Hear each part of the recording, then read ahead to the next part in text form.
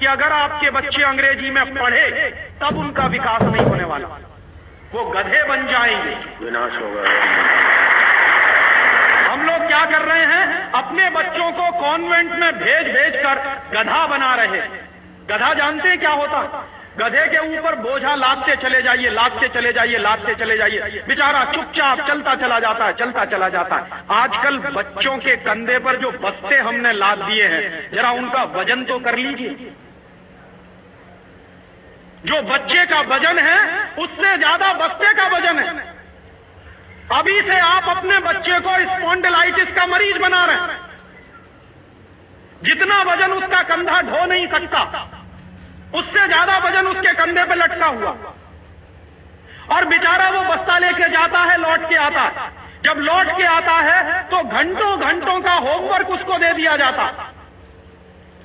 आप क्या करते हैं, अपनी मगजमारी कम करने के लिए उसका एक ट्यूटर रख देते हैं। ट्यूटर क्या करता है कि स्कूल का होमवर्क मिला, ट्यूटर ने अपना होमवर्क दे दिया। बच्चे का खेलना कूदना बंद, और बच्चा अगर खेलेगा नहीं, कूदेगा नहीं, तो उसका विकास कैसे होने वाला? तो या तो आपने फंसा दिया बेचारा होमवर्क। मैं अच्छे अच्छे घरों में जाता हूं, सबके बच्चे क्या कर रहे हैं, होमवर्क कर रहे हैं, सवेरे से शाम तक होमवर्क चल रहा है, कभी खत्म होने में ही नहीं आता। भला हो ऐसे स्कूलों का। आज हमारे देश के अंदर इतने बलात्कार क्यों हो रहे हैं? आज हमारे देश के अंदर महिलाएं असुरक्षित क्यों हैं? क्योंकि हम अपनी शिक्षा व्यवस्था के अंदर उन बच्चों के अंदर वो वैल्यू सिस्टम पैदा नहीं कर पा रहे। आज हम केवल फिजिक्स, मैथ्स, ज्योग्राफी रटा रटा के नंबरों के हेर फेर में पड़े। हमें ऐसी शिक्षा व्यवस्था तैयार करनी है जिसके अंदर इतना स्ट्रांग कैरेक्टर होना चाहिए हमारे बच्चों के अंदर, जब वो बड़े हों, कि अपने आप समाज एक खूबसूरत समाज बन सके, लॉ एंड ऑर्डर अच्छा हो सके। लॉ एंड ऑर्डर केवल पुलिसिंग से अच्छा नहीं होगा, law and order strong character से अच्छा होगा। जब बच्चों का कैरेक्टर स्ट्रांग होगा तो समाज का कैरेक्टर स्ट्रांग होगा, जब समाज का कैरेक्टर स्ट्रांग होगा तो देश का कैरेक्टर स्ट्रांग होगा। हमें ऐसी शिक्षा व्यवस्था तैयार करनी है कि बड़े होने के बाद बच्चे बेरोजगार ना रहें।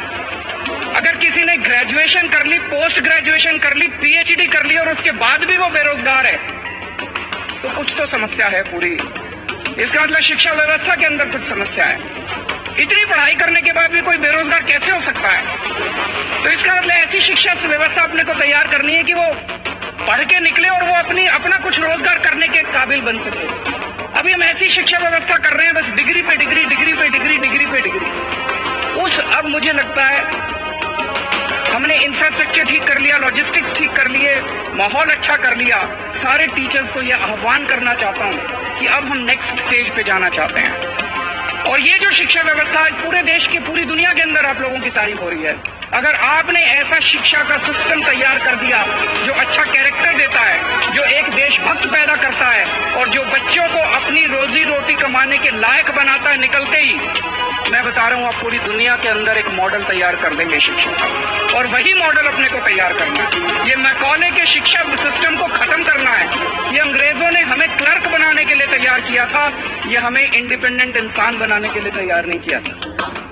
वर्तमान में सारे संसार में मैकाले द्वारा स्थापित आधुनिक शिक्षा व्यवस्था व्यक्ति को विद्यावान, चरित्रवान, गुणवान नहीं, कारकुन अर्थात बिकाऊ, नौकर या दलाल बना रही है।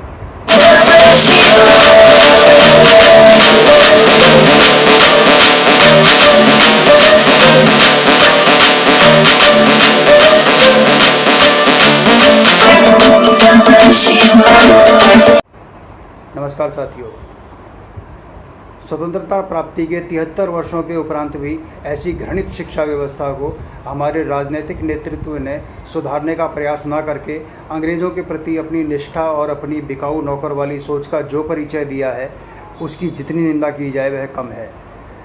बिकाऊ शिक्षकों से प्राप्त शिक्षा पाने वाले व्यक्ति भी बिकाऊ बनकर केवल धनोपार्जन हेतु किसी का भी नौकर या दलाल बन जाते हैं। वीडियो देखें। वो अरविंद केजरीवाल ईमानदारी करके चीफ मिनिस्टर हो गए। दो भैया ईमानदारी। अब हम क्या तुमको समझाएं? जब तुमको अकल नहीं है, यहाँ गोबर भरा है, तो भैया मुझे ये पार्लियामेंट्री डेमोक्रेसी में भरोसा ही नहीं है, तो नोटा या पोटा इतनी न थे।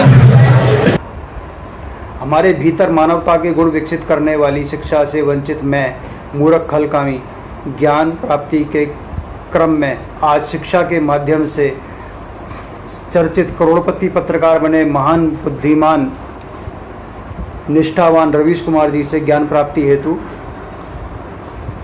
चर्चा करूंगा।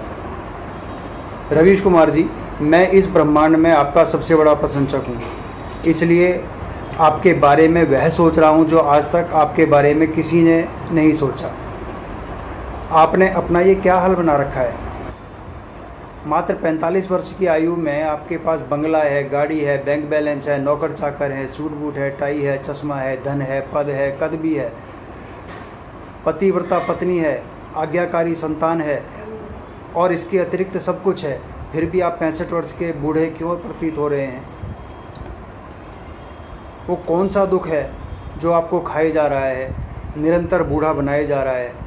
आपके जैसा धरती का सबसे ईमानदार मनुष्य इतनी यातनाएं क्यों झेले जा रहा है। ऐसा कौन सा कष्ट है जो आपको निरंतर बूढ़ा बनाए जा रहा है और आपके सपनों को धूलित दूसरित करवाए जा रहा है। सुखी मनुष्य तो सदा प्रसन्न रहता है, किंतु आपके मुखारविंद पर मुझे प्रसन्नता बहुत कम दिखाई पड़ती है। जब आप बाह्य रूप से इतने बूढ़े दिखाई दे रहे हैं तो आंतरिक रूप से तो और अधिक बूढ़े हो चुके होंगे। क्या हम भरी जवानी में बूढ़ा होने के लिए शिक्षा ग्रहण करते हैं? क्या हम अपने शरीर को विभिन्न प्रकार के भयानक रोग लगाने के लिए शिक्षा ग्रहण करते हैं? क्या हम बंगला, गाड़ी, बैंक बैलेंस, नौकर चाकर जैसी सुविधाओं के हाथों बिक जाने, असमय रोगी या बूढ़े होकर मर जाने के लिए शिक्षा ग्रहण करते हैं? भरी जवानी में बूढ़ा दिखाई देने का रोग जीवन में सबसे बड़ा रोग होता है और आपको यह रोग लग चुका है। आप 70 वर्षीय मोदी जी और 50 वर्षीय राहुल गांधी जी और अरविंद केजरीवाल जी जैसों से भी बूढ़े लग रहे हैं, इसलिए आपकी मुझे भारी चिंता हो रही है। वैसे मुझे ज्ञान प्राप्ति हेतु कुछ अन्य ही प्रश्न पूछने हैं आपसे, क्योंकि हमारे देश के अधिकांश पत्रकार बिकाऊ बताए जा रहे हैं। आपके मीडिया के जो मालिक हैं, आप तो कर्मचारी होंगे, है ना? आप कर्मचारी हैं।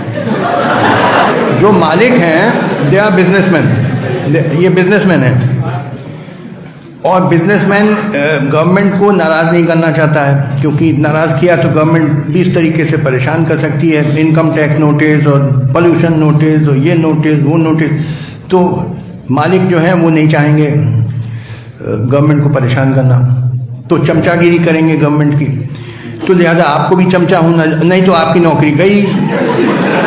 बहुत बड़े आप सीना तान के आए हैं जर्नलिस्ट और ज़्यादा आपने बकबक किया तो आपको मालिक निकाल देगा नौकरी से। तो यू डेयर नॉट। आपके भी बीवी बच्चे ना, उनको खिलाना है आपको। क्या खाओगे अगर नौकरी चली गई? ये माफ़ करिएगा, I have respect for a few media people like P Sainath, जिसने डिस्क्लोज किया था सब फार्मर सोसाइटी का, 2-4 हैं। Otherwise mostly I have no respect for the media. आप सब बिके हुए हैं भाई। यूएस क्या हो रहा है टीवी तो मैं देखना मन। मीडिया वालों के लिए मुझे कोई ज़्यादा 1-2 को छोड़ के मुझे कोई इज्जत नहीं है। You are all sold out, so the less said about you the better. अब कोई इशू मैं बात ही नहीं करना चाहता हूँ मीडिया के बारे में। मुझे बहुत दुख होता है, जो मीडिया को करना चाहिए। आपने कभी इस विषय पर प्राइम टाइम चलाया है तो मैं आपका प्रशंसक चाहता हूं कि उसका पुनः प्रसारण करें, और यदि आज तक नहीं चलाया तो नया प्राइम टाइम चलाएं। वैसे आप कोई राजनेता तो है नहीं जो मेरे भय से मेरी बात मानकर कोई कार्यक्रम चलाएंगे या बनाएंगे, किंतु आपका प्रशंसक और शुभचिंतक होने के नाते समाज में आपका मान सम्मान बढ़ाना मेरा परम अधिकार है। इसे आप नकार नहीं सकते। क्या हमें सही इतिहास पढ़ाया जा रहा है? अपने माता पिता भाई बहन का हत्यारा और अपनी विस्तारवादी सोच के लिए दूसरों के देशों और घरों में घुसकर मारकाट मचाने, लूटने के लिए अपनी और पड़ोसियों की सेना को मरवाने वाला सिकंदर महान था? यदि हाँ, तो उसके जैसा महान बनने के लिए उससे प्रेरित होकर आपने अपने माता पिता भाई बहन की हत्या कर दी थी? आपने पड़ोसियों के घर में घुसकर मारकाट मचाई थी या लूटपाट की थी? यदि नहीं की तो सिकंदर की महानता पढ़कर आपको क्या प्रेरणा मिली? यदि आप सिकंदर जैसे कर्म करते तो आपको संविधान के अधीन दंडित किया जाता या नहीं? क्या आप सिकंदर जैसी महान संतान चाहेंगे? यदि हाँ तो क्यों, और यदि नहीं तो क्यों? क्या ऐसे लोगों को महान बताने से हमारे बालक उन्हीं के जैसा बनने का प्रयास नहीं करेंगे? यदि हाँ तो संविधान में ऐसे कर्मों को अपराध की श्रेणी में क्यों रखा गया है? यदि सिकंदर महान है तो संविधान महान कैसे? और यदि संविधान महान है तो सिकंदर महान कैसे? क्या आपके दादा परदादा और उनके भी उत्कृष्ट लड़ाके पूर्वजों को छल बल और कपट से मार काट कर उनका धर्म और कर्म परिवर्तित कर देने वाले लोगों के नाम पर अपने घर का, गांव का, गली का, सड़कों और इमारतों का नाम रख देना बुद्धिमानी है? यदि हाँ तो शिक्षित बुद्धिमान लोग अपने पूर्वजों को सताने वालों का महिमा मंडन करते हैं। यदि नहीं तो हमारे देश में इस प्रकार के नाम क्यों रखे गए हैं? आप इस ब्रह्मांड के सबसे ईमानदार पत्रकार हैं। आपने कभी ना कभी इस पर कोई कार्यक्रम अवश्य किया होगा। यदि किया है तो उसका पुनः प्रसारण करें, और यदि नहीं किया तो यह स्पष्टीकरण देते हुए कुछ महान इतिहासकारों और राजनीतिक दलों के नेताओं को बुलाकर यही प्रश्न पूछकर एक नया प्राइम टाइम बनाएं, जिससे आपका यश और कीर्ति चहुं दिशाओं में फैले और मैं गर्वानुभूति कर सकूं। धन्यवाद। साथियों, आपको यह वीडियो कैसा लगा? अपनी रुचि, शिकायत या सुझाव दें। आप जिस महामानव पर वीडियो चाहते हैं उस पर कमेंट करें। यदि यह वीडियो अच्छा लगा तो लाइक और साझा करें। यदि हमारे सभी वीडियो में प्रस्तुत सामग्री अच्छी लगती है तो चैनल को सब्सक्राइब करें और दूसरों को भी यही सब करने हेतु प्रेरित करें। धन्यवाद।